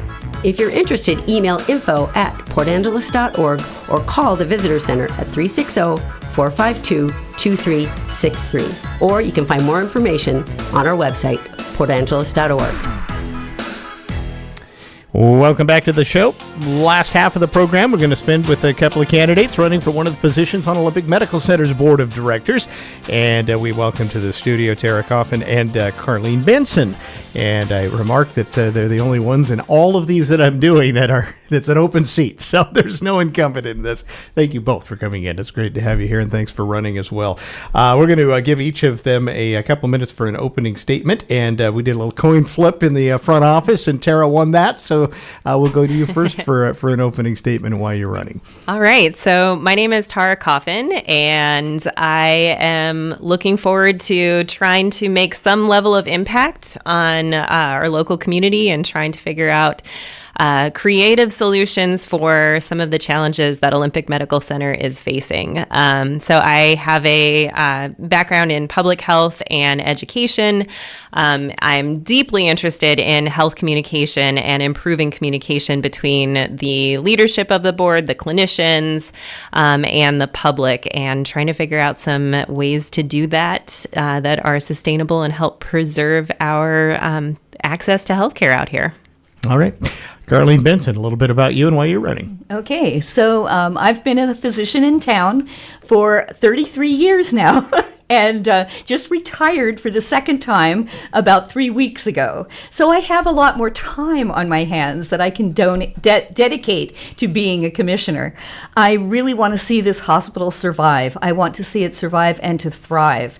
And things have definitely become a bit of a large problem over the last several years, which has kind of surprised me because we always had passed inspections. We were running in the black, admittedly not a big margin, but we were running in the black. And then things just took a big turn south. So I think that I've got the background experience of having been chief of staff, chief of surgery, working with the administration in those roles as a provider. I think I've got the background and experience to be an effective board member. I know a lot about health economics, so my learning curve will probably not be too terribly steep, and I'll have the time to learn all the new stuff that I'm going to have to learn. All right. So first question, I'll go to you first, Carly, Okay. Carlene, about this one, and that is just your interpretation, how you see things right now. If you're onto that board with an interim CEO and a new CFO, all of that, would you make a change, and what do you see as acute direction and maybe more of a long-term direction that you would take as a board member?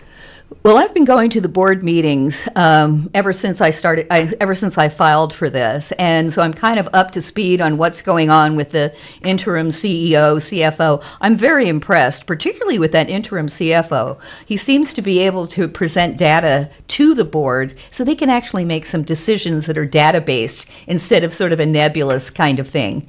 And I think taking the lead of the interim CEO and CFO and doing a line-by-line assessment of the various services to see where we can find some efficiencies, some improvement, and that would be the first thing that I would think to do, is continue with this current new interim administration and see how we can, what ideas do they have? How are we going to make this work? I'm impressed that they got the Medicare the state inspection thing squared away as quickly as they did. So I'm kind of impressed that they know what they're doing. So I'd like to see more from them. All right. Tara, your thoughts about where things are at right now and the approach if you were on the board? Yeah, I agree with Carlene. I think the interim C-suite, the leadership that's being appointed and kind of helping us through this transition period is coming to the table with a lot of great ideas, particularly anything that includes additional data points that can be analyzed. I really like from a public health perspective. It makes me very happy. But I do see that there are a number of places where communication could be improved between leadership, the board, and the clinicians. And it does seem like there are some clinicians that don't feel like they're being heard. So I think there's some opportunities to try to iron that out a little bit and figuring out different ways that all of those pieces can go about sort of communicating and making sure all of the stakeholders feel like they have a place at the table.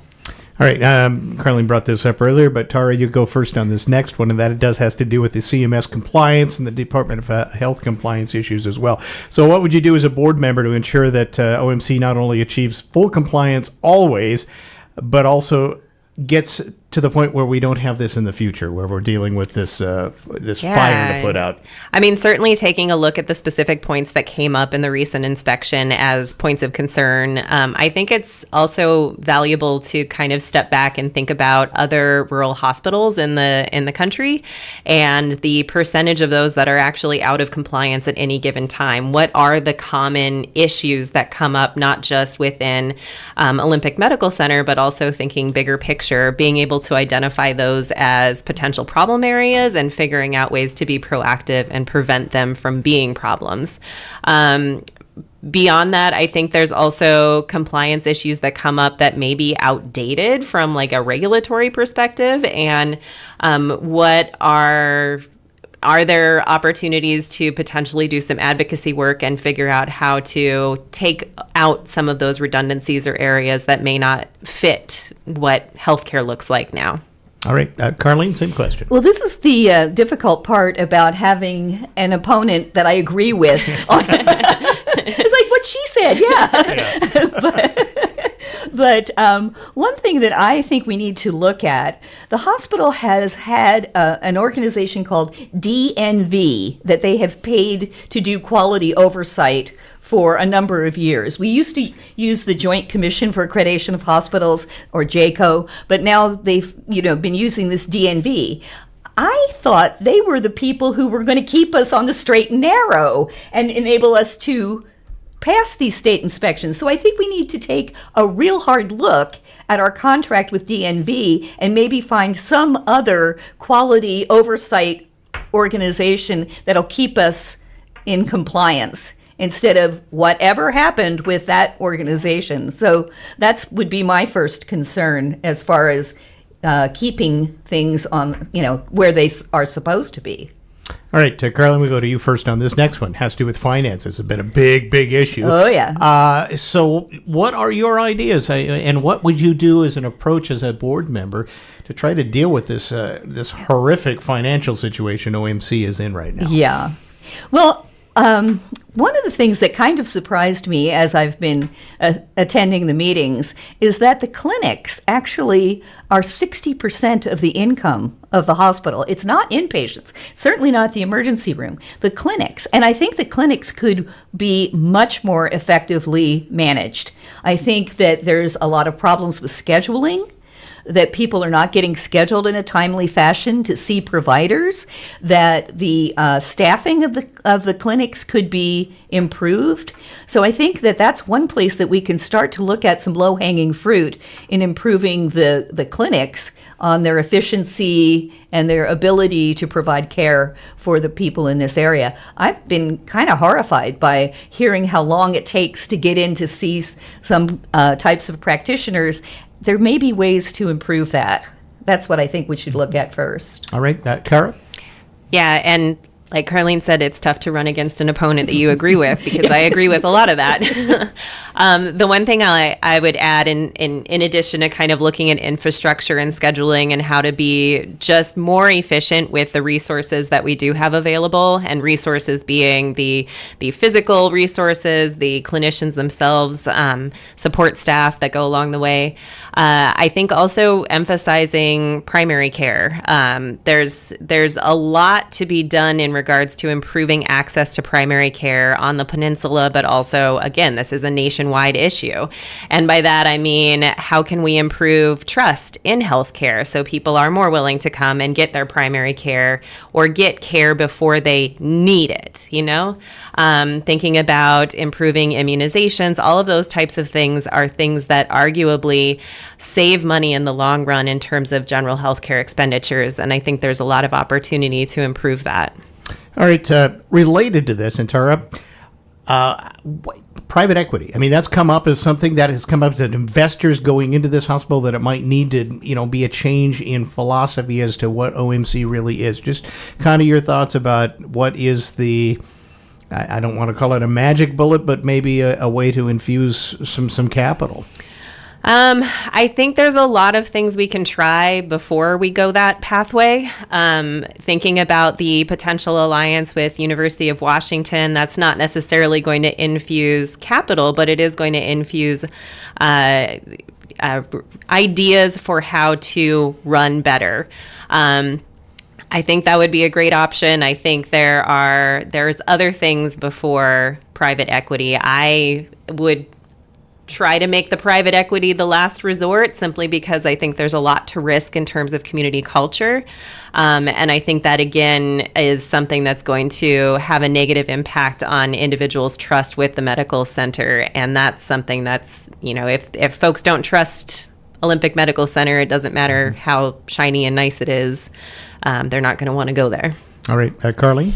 Yeah, I think that would be option Z, as in private equity. There's been a really interesting study out of Harvard from last year that showed that the outcomes in the emergency room and on the inpatient side in hospitals that are run by private equity are not as good. There's a higher mortality rate, higher infection rate, higher sepsis in the ones that are run by private equity, and they kind of think it might be staffing. Private equity comes in, they cut your staff down to the bone, and now people aren't watching for infections. Yeah. They're not picking up on the cues that maybe this guy's in really bad trouble and we need to institute, some kind of resuscitative efforts here. So I think from outcomes standpoint, I think private equity would be probably the absolute last resort. The other question is, who would buy us? Really? I mean, if you were a private equity firm, would you look at our hospital and go, "Oh yeah, we want to take on a $70 million debt and that kind of stuff"? So, and I know those were some of the people that the board had asked for information as far as partnering, and none of those people came back with any. Hey, yeah, sign us up. We want part of you. No. So I really think that, I think most people that I've talked to are very concerned about having private equity have a footprint in this community, but I don't think it's something that we really need to worry too much about, because I just don't think anybody wants us. All right. Well, my job is to give the awfulness of anything. So I'll ask the next question to you, Carlene, and that is critical access hospital. That's been talked about. Does OMC have to cut down to a size that it's only a critical access facility? Well, that's not option Z. Okay. That may be option H, I, J, or K, something along the lines. I've been thinking about this for years, even before the current financial crunch. Because it is, the deck is stacked against us. The way that the federal government reimburses health care, and the fact that 85% of our patients are Medicare, Medicaid, and TRICARE, and we're getting less than what it costs to actually provide the service, we're doomed to fail. Yeah. You probably remember the old Jack in the Box commercial from a number of years ago. "So, Jack, how can you be charged so little for your hamburgers?" And Jack knowingly looks into the camera and goes, "Volume." Well, volume's not going to help us when we can't get the amount of money that we need to keep the doors open. So critical access is a possibility because they're getting 100%, 101%. And so that's something that we might really have to give some serious consideration to. However, from what I understand, it would be a 2-year deal. It's not going to happen overnight, so it's not going to help us with cash right now.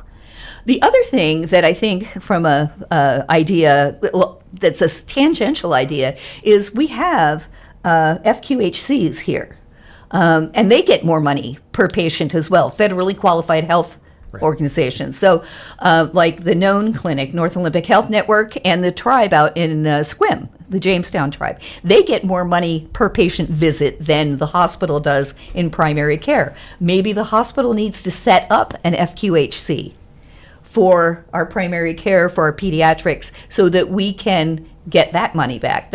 I don't know if that's possible. I've heard that idea floated around in some of the meetings I've been to, and I think that's something to look into. All right, Tara?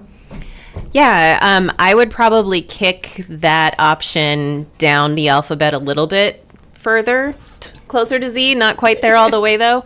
And one of the reasons is that the changes on the federal level that are going to impact Medicare and Medicaid spend outs are things that are going to affect critical access hospitals as well. There's an estimated, there's more than this. There's 14 hospitals that are on the list of being sort of at risk right now in the state of Washington as a result of cuts to Medicare and Medicaid that are anticipated. And that doesn't actually include Olympic Medical Center. That doesn't mean that we're not in a shady spot, but the majority of those 14 are critical access hospitals. So it doesn't it maybe creates some relief because there are better payouts for those hospitals for Medicare and Medicaid on the dollar, but it doesn't get rid of the financial issue if Medicare and Medicaid, generally speaking, is being threatened. And I think you probably would want to say, remember, Forks is on that list. Yes, Forks is on the list, and if Forks closes, Olympic Medical Center is going to be taking on an additional burden that's not going to bring in revenue. But it's also important for people to have health care, so... Related to this, Atara, I'll go to you because this is kind of the bigger, the elephant in the room is this Medicare reimbursement level that everything is based upon. As a hospital commissioner, where do you stand on how do you help fix that? This has been the ongoing struggle. There's a lot of advocacy work that has to happen at a national level, and that starts with the community.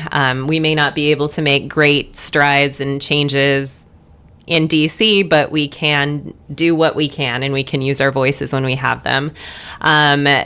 So advocacy, and beyond that, thinking about ways to save money that we do have a more direct impact on. If we're not going to be getting, thinking about the things that there is better payout on, how do you optimize those? But that optimization doesn't mean we're going to limit the care provided that we lose money on. We still have to be providing that level of care. All right, Carlene? Well, yeah, it's right now on a federal level, it's really a grim prognosis. And hopefully, if it gets that bad, then the public will say, enough. We need to have better reimbursement, particularly to keep our rural hospitals open. That's, I think I read somewhere that in Alabama, half of the rural hospitals are at risk of closing because of this potential cutbacks from Medicaid and the Obamacare subsidy thing. So we really need to work with other rural hospitals, not just in the state of Washington, but nationally, to really push our legislators to be a little more generous with their reimbursement so that we can keep the doors open. It's so obvious to me, and yet apparently not to certain other people in Washington. So I think state and national advocacy and partnering with these other hospitals to have a bigger voice is going to be essential. We've inferred to, but not talked directly about the UW proposal and the partnership that is kind of being explored right now. I guess we can leave it at that because then we don't know what that looks like yet. Right, Carlene, what do you hope if you're elected? How do you see this, and what would be ultimately what you would like to see OMC and UW together? Well, I'd love to shovel a bunch of cash at us, but I know that that's a pipe dream. They don't have any money either. But I really think it would be helpful from an administrative point of view. We are going to need to hire a full-time CEO at some point, and they may be able to help us with recruiting and help us decide who's going to be a good candidate and who would fit well. I also would love to see the practitioners come out here and provide some services that we don't have, like endocrinology, like rheumatology. It would be great if we could get an expert from Seattle to come out and have clinic once a week or once a month or whatever to help with some of the deficiencies that we have as far as providing a complete scope of care. And then also video visits. I think that telemedicine is really going to be key in the future, and having an ability to work in that network with UW would be an excellent option as well. I have a little experience in working with UW as a urologist in practice. A number of years ago, we didn't have enough urologists to cover call 24/7. So the hospital contracted with UW to provide urology call when we didn't have a urologist on call here. We gave them, several $100 a night or whatever. And basically what happened is the emergency room could call up and say, hey, I've got this patient with a kidney stone. Does he need to be admitted, or can I just give him some pain meds and send him home and have him come in, tomorrow to see the urologist? Well, that was a great system, except it didn't always work, because if the patient needed to be admitted, UW oftentimes didn't have the ability to admit them. Oh, we're full. And sorry, you're going to have to. And so now here's the poor ER doc. He's calling to Virginia Mason, to Swedish, and all the other hospitals to try and transfer this sick patient. So that, I'm very, I think we need to do this with eyes wide open. And what can you provide for us? Because that certainly wasn't what I expected from our UW contract. I expected them to take care of these patients, and they didn't. So I'm a little bit hesitant to embrace them 100%. All right. Tara? So I expect an infusion of ideas. Like Carlene, I think it would be great if they threw cash at us, but that's not going to, and that's not also going to be a long-term solution. Like, we have to actually fix the things that got us in this situation in the first place. I graduated with my doctorate from University of Washington in the public health department there, and that experience as a graduate student and as a researcher gives me a lot of hope. I have hope that University of Washington is taking an interest in rural hospitals because they see that the situation Olympic Medical Center is in is something that a lot of hospital systems are facing, particularly in rural communities, and that they have an invested interest in ensuring there continues to be access to healthcare in these rural communities.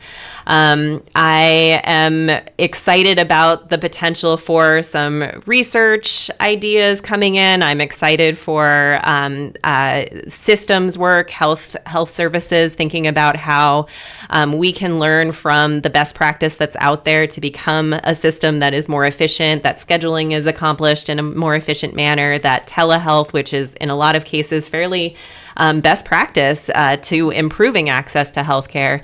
And I think there's also some additional opportunities because of University of Washington's current affiliations with Seattle Children's Hospital and Seattle Cancer Care Alliance. So in terms of resources, ideas, I think there's a lot of good that could potentially come out of this partnership. All right, we have run out of time just about, and I promise I'd give you guys a minute or two to have a closing remark. So, Carlene, I'll go to you first, and just tell us why we should vote for you. Okay, well, for those of you who haven't voted yet, unfortunately, we're kind of late in the game here, but that had to do with baseball, and I appreciate that. So, I did. Anyway, yes, and thank you for being flexible, by the way, both of you. I think with my years of experience, I've got a lot of institutional memory. My background in medicine, I can work with the providers and hear what they have to say and think about how we can incorporate that into managing the hospital better, I think is really key. And I've got the time now. I'm retired for the second time. I've got lots of time. I've got lots of energy. And since I took a new job 2 years ago, I work part-time at the jail, and I had to learn how to be a jail doc. I had to learn how to take care of diseases I had never seen in the 33 years I was doing urology. I have the ability to learn new stuff. I'm really good at it. So I think I've got the ability to learn new things. I've got the time and the commitment and the background to do a good job as your commissioner. I really, really would like your vote. All right, that's Carlene Benson. Tara Coffin, why should we vote for you? So I'm going to say something that you probably don't hear in politics very often, and that is I think you have a good option with either myself or my opponent.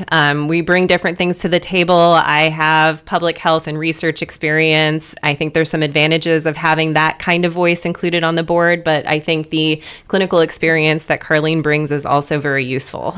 So whether, I like looking at data, the dashboards that are being introduced to help, just kind of see how things and all the little pieces in the hospital are working together is something that I would dive into with all of the excitement in the world. I love data and being able to, I think those skills lend themselves to being a positive addition to the commissioner. So again, I think you're good with however you cast your vote for position 4. I agree 100%. Yeah. So you guys made the last one of these easy for me. So, and again, I do want to thank you because we had you scheduled well up in the election cycle, but doggone those Mariners, they bumped my show a couple of times. And they would have bumped it today if they'd made it into the World Series. I know. So, Carlene Benson, thank you for coming in. Thanks for stepping up to run. Thanks, and Tara Coffin, likewise, thanks for coming in. Thank you for running as well. Thank you. All right. We're going to take a break. We'll wrap things up right after this. This is the Todd Ortloff Show on Newsradio KONP. I understand that as our world becomes more automated, receiving personalized service from a real person is more meaningful than ever. I'm Dan Shappy, and as a farmer's agent, I know a thing or two about how to help you select the insurance you want so you can protect what matters most. Call 360-681-0696 to learn more and chat with me, a real person and experienced farmer's agent, today. We are farmers. Bum, ba-dum, bum, bum, bum, bum. Underwritten by Farmers Truck Fire Insurance Exchanges and Affiliates. Products not available in every state. I'm Jerry Steffens, and I'm running to serve as your next OMC Hospital Commissioner, Position 1. My top priority is keeping the hospital open and under local control while promoting a University of Washington affiliation to enhance local health care and make sure everyone in our community has access to care. You deserve an engaged, responsive, and effective leader who will adequately respond to the challenges our hospital is facing and restore trust in the hospital. I would be honored to represent you as your next OMC Hospital Commissioner, paid for by elect Jerry Steffens. Are you looking for a new spiritual home? Come visit us at Unity in the Olympics. We are a new thought community, open and welcome to all spiritual denominations and paths. No judging, no penalties, just love, growth, and maybe a donut. Unity in the Olympics. Diverse in members, inclusive in love.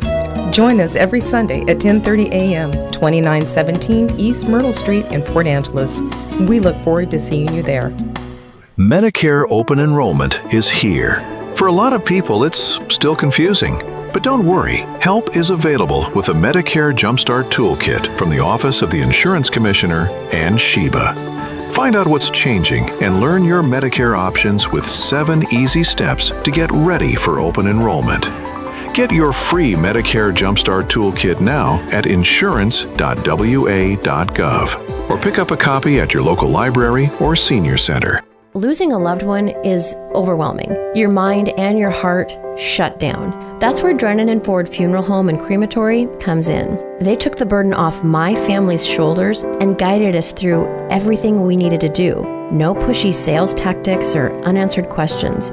They just held our hands and took care of everything we asked. That's why I will always recommend Drennan & Ford for end-of-life decisions. They handle the hurt like no one else can. Call 360-457-1210.